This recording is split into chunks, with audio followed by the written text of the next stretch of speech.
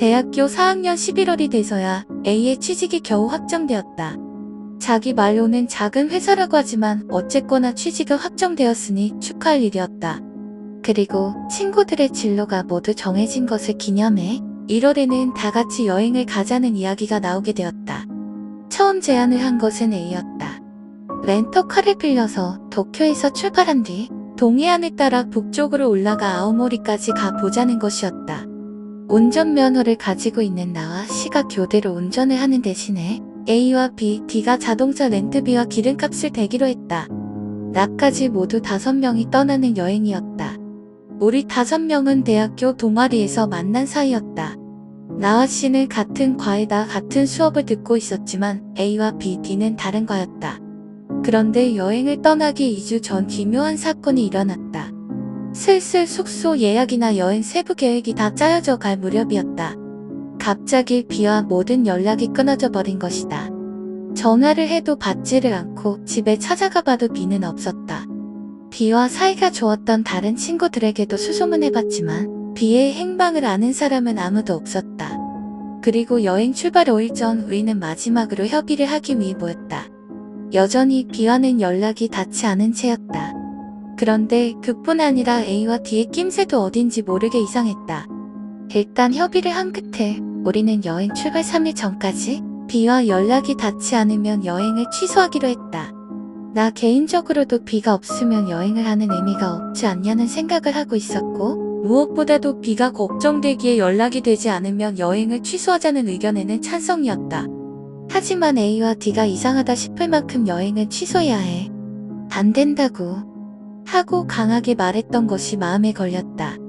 집에 돌아가는 길에 나는 친구들 사이에서도 가장 친했던 C와 따로 이야기를 했다. 물론 B의 실종에 관해서 그리고 협의 도중 보였던 A와 D의 이상한 모습에 관해서였다. 그리고 나와 C는 같은 결론에 도달했다. B의 신변에 무슨 일이 생긴 것이 아닐까? 그리고 그 일에 A와 D가 관계된 것은 아닐까? 그 길로 나와 C는 B 집을 찾아가 보기로 했다. 하지만 역시 B는 집을 비운 상태였다. 우리는 포기하지 않고 옆방에 사는 사람에게 물어보기로 했다. 그는 B에 관해서는 모르는 것 같았지만 집 주인의 연락처를 가르쳐 주었다. 우리는 급히 전화해 사정을 전하려 했지만 수화기 넘어 들려온 집 주인의 말에 할 말을 잃었다. B씨라고요? 그런 사람은 모르겠는데요. 그 방은 지금 빈 방이에요. 전에 거기 살던 사람도 한 달 전에 이사 갔습니다. 전에 살고 있던 사람의 이름까지 확인해봤지만 B 이름이 아니었다.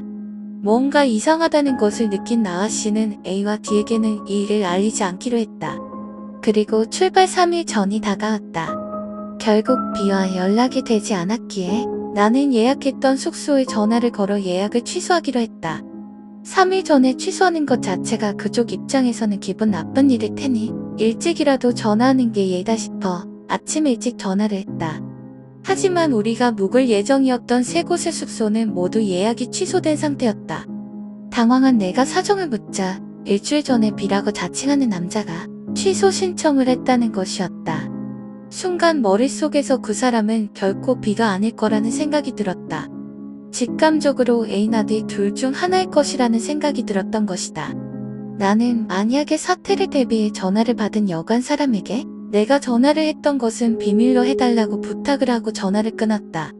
그리고 나는 바로 C에게 전화를 해 급히 만나기로 했다. 만나서 이야기를 하자마자 C는 말했다. 이건 절대 A나 D에게는 말하지 말자. 나도 같은 생각이었다. 그리고 우리가 취소 전화를 하겠다고 슬쩍 미끼를 던져보자구. 그리하여 우리는 A에게 전화를 걸어 숙소에 취소 전화를 걸겠다는 제의를 했다. 아니나 다를까 A는 취소 전화라면 내가 걸게 라고 대답했다. 나는 겁에 질리면서도 최대한 냉정한 목소리로 숙소가 3곳이니까 한 곳씩 나눠서 연락하는 건 어때? 하고 제안했지만 거부당했다. 이 통화를 통해 나와 C는 B의 실종에 A와 D가 관련되어 있다는 것을 확신하게 되었다. 나는 바로 A와 D에게 우리가 알아낸 것을 들이대며 따지자고 했지만 C는 조금만 더 기다려보자는 생각이었다. 아무래도 혼자서 A와 D에 대해 조사해볼 생각인 것 같았다. 나는 그닥 마음이 내키지 않았지만 B는 정말 걱정이 돼서 학교의 사정을 말하고 B네 집 전화번호를 물어보기로 했다. 겨울방학 중인 대학교에는 사람도 없고 안내데스크 창구에도 사람은 하나도 없었다. 직원에게 사정을 말하자 조사를 해주었지만 B는 물론이거니와 A와 D도 학교에 등록된 학생이 아니라는 것이었다. B는 집주인의 말도 있고 해서 혹시나 가명인가 하는 생각에 집주인이 말했던 사람 이름도 대보았지만 역시 학교에 기록이 없기는 마찬가지였다. 이제 나는 더 이상 그 세 사람의 이름이 본명인지조차 확신할 수 없었다. 그리고 여행을 떠나기로 했던 날 하루 전 A에게 연락이 왔다. B가 돌아왔다는 것이었다. 그리하여 2주 만에 5명이 모이게 되었다. 처음에는 A네 집에서 만나자고 했지만 왠지 거기 가서는 안 될 것 같다는 생각이 들었다. 그래서 적당한 이유를 둘러대고 시내 패밀리 레스토랑에서 만나기로 했다. 하지만 패밀리 레스토랑에 나타난 B는 우리가 알던 B가 아니었다. 심지어 얼굴이 B와 닮은 것도 아닌 완전히 다른 사람이었다. 솔직히 나는 냉정하게 그 자리에 앉아 있을 수가 없었다. 온몸에서 소름이 돋아 가라앉지를 않았다. 겉으로 보기에는 그저 평범한 사람이지만 그 얼굴에서는 이유 모를 두려움이 느껴졌다. 나아 씨는 이 사람은 B가 아니잖아 라고 말했지만 A와 D는 계속 B가 맞다고 우겼다.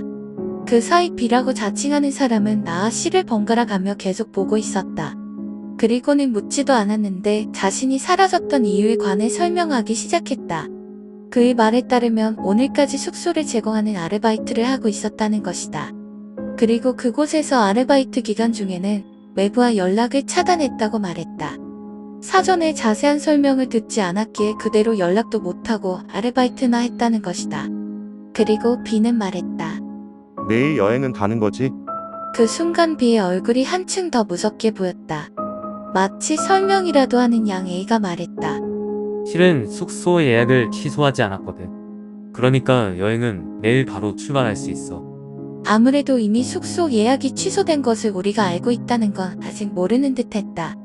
아니면 설령 우리가 그것을 알고 있다 해도 이미 상관없다는 것인지도 몰랐다.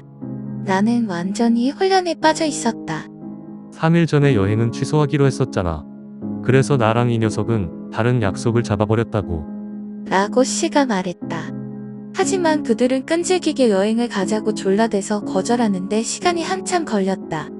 나는 거기서 1초도 더 버티기 힘들었지만 이미 대학교는 물론이고 주소까지 놈들이 알고 있었기에 어떻게든 원만하게 이야기를 맞춰야만 했다.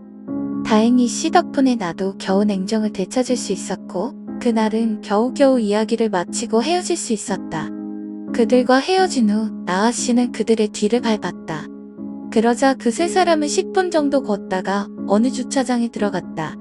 잠시 기다리자 A가 운전을 하는 차가 주차장에서 나왔다. 우리에게는 면허가 없다고 했던 A는 사실 운전을 할 줄 알았던 것이다. 그 후 나는 곧바로 이사를 했다. 이삿날까지 집에는 물건을 가지러 가기 위해 한 번만 갔을 뿐 발도 들여놓지 않았다. 그리고 이삿날 오랜만에 집에 들어서자 누군가가 침입한 흔적이 남아있었다. 졸업할 때까지는 대학에 갈 일이 거의 없었기에 그 후 씨 이외에 만난 사람은 없었다. 그렇게 A, D 그리고 B와는 연락이 끊긴 채 봄이 되었다. 이게 1년 전 내가 직접 겪은 일이다. 1년이나 지난 후 일부러 옛 이야기를 꺼내놓는 데는 사연이 있다. 그 1년 사이 나와 씨는 꾸준히 연락을 하며 종종 술도 한 잔 걸치곤 했다. 그런데 그 씨에게 어제 연락이 와서 밤에 만났는데 상상도 못할 이야기를 듣게 된 것이었다. 씨가 문득 생각이 나서 집주인에게 들었던 B의 집에서 살았다는 사람의 이름을 검색해봤더니 그 사람은 1년 전에 사망했었다는 것이다. 아마 죽은 사람이야말로 우리가 알고 있던 B가 아니었을까? 그날 밤 우리를 찾아왔던 B라고 자칭하던 사람의 얼굴이 아직도 머릿속에서 잊혀지지가 않는다.